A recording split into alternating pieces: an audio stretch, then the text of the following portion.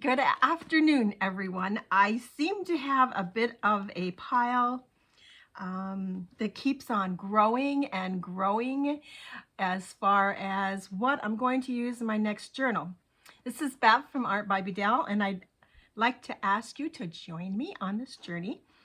The fabric, the canvas that I had stained, and if you didn't see that video, I'll list it up above or down below in the comments, one or the other.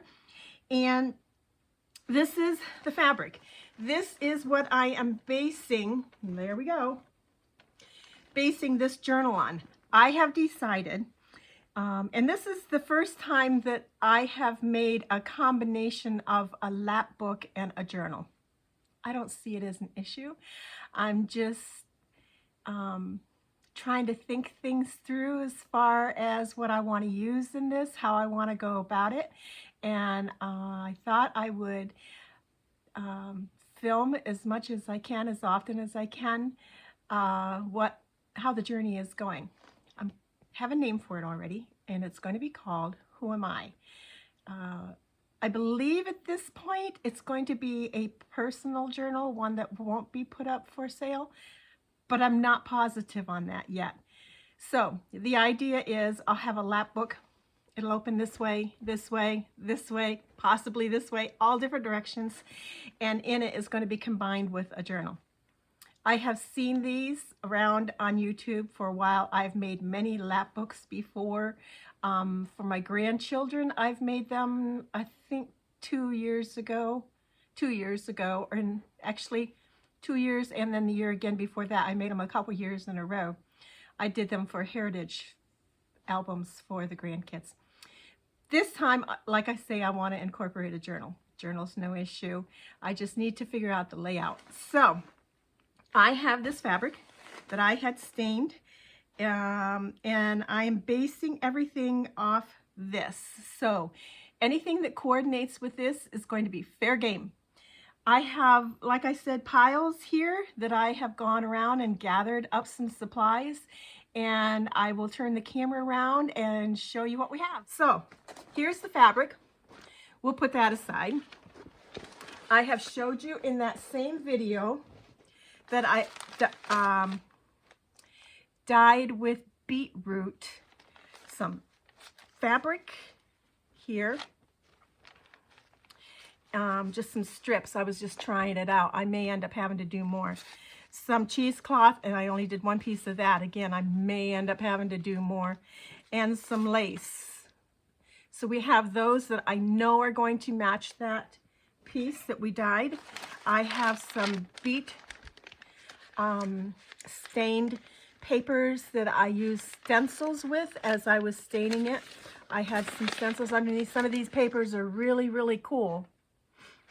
And I know they're going to go in it. So we'll put that over here. Then I started going through my stash. So I found, okay, I want to incorporate a vellum envelope and maybe a couple other plain envelopes. I always add envelopes and some bags. I have some paper bags. I like to add paper bags to my journals. So I have a few of those. I also like to add craft paper. Here is some that is already coffee stained, so I'll be incorporating that. I usually add vellum, so I pulled out a piece of vellum. I always add ledger paper. This is the real vintage type ledger paper. Now, if this journal, if I decide that it is mine, there are some things I have been hoarding because it's like, they're really special, and so this paper is some of it because it's so old. I have used some in my previous journals, but I know I'm going to use some in this one. Some of the ledger paper, I have been using that in my journals also, and again, this is the real deal. This is the vintage stuff, and I'm going to use that. I have spent one afternoon, well, no, it was probably just a couple hours, and I took some sheet music and I prepped it with clear gesso just to make it stronger. So I know I probably am going to add some sheet music to this journal. These are some more of the beet dyed papers.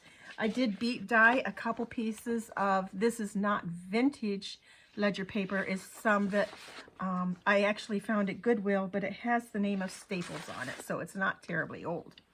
I have some resettlement administration from the Office of the Administrator in Washington. Anyhow, this paper I found at a thrift shop, and I primed that with clear gesso to make it a little stronger also. So there's some more sheet music, and then I have this stack of paper. I don't know about you, but I have paper underneath any project that I'm working on to cover up my desk, protect it somewhat. I'm not really much, you know, I don't care if it does get dirty. Anyhow, afterwards, the paper, after I finished a project, I'll take the paper and I'll cut it into sizable pieces. And then I have taken this whole stack of paper and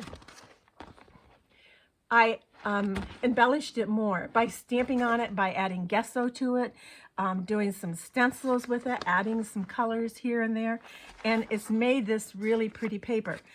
Originally, I was going to make this journal with this paper.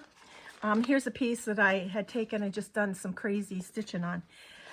I'm not quite sure now. I know the yellow pieces, I don't think I'm probably going to really add to it. I'm not sure after I lay it down, because my fabric is more of a rosy pinky color, and I'm not quite so sure that the yellow will match.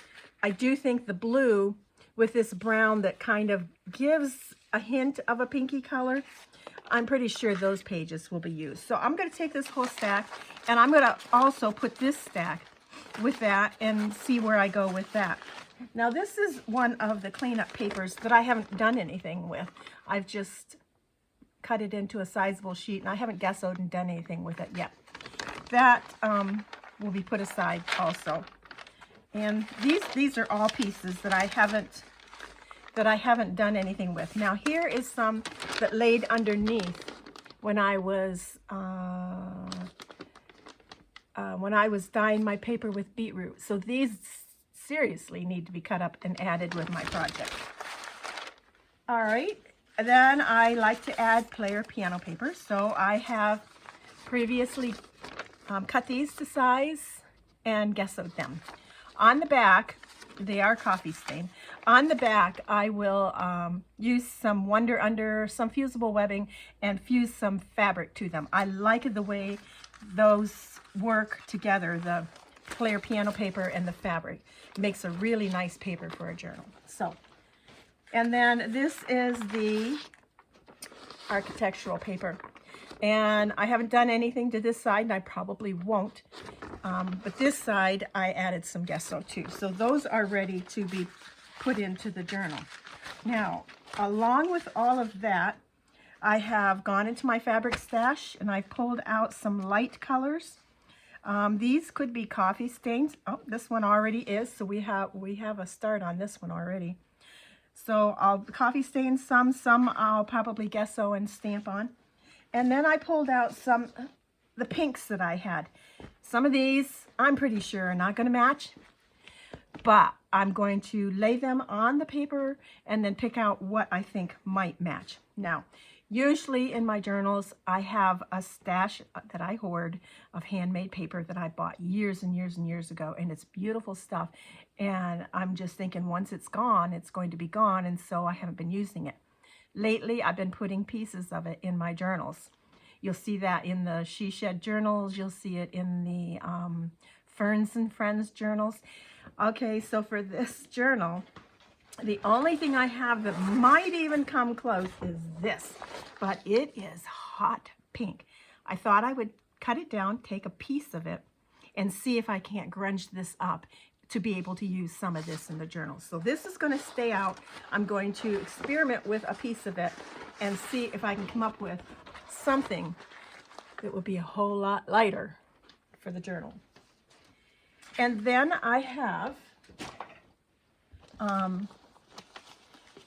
in my stash, I have some journal signatures that I went crazy one day and just made up a whole bunch of signatures so that when I wanted to make a journal, I could just pull them out and move forward with it. It's a great idea, and it has worked, and I have used them. So I have them here. And what I'm going to do is I'm going to take, here's some of the handmade paper. I'm going to take some of these and see if there's something in here that I want to pull out of these and put in my journal. So I have these napkins. I'm thinking that they might go well sparingly in the journal as some collage elements. It'll add some of the brighter color. Let's see. I have also found these at Goodwill thrift shop, and they're file folders. And I thought, okay, I pulled out a couple of these. I'm going to use a couple of these. I like to put file folders in my thing. Craft paper that I have coffee stained will definitely go in there. There's the ledger paper. Sometimes I add some graph paper to it. So I have everything ready to go, ready to start making my signatures. So I'm going to go get busy, make some signatures. I want 3. I know I want 3, and probably around 125 pages or something total, which would give me approximately a 2.5-inch spine, which is what I'm striving for. So that's where we stand. I'm going to go work on those. When I get those ready, I'll be back.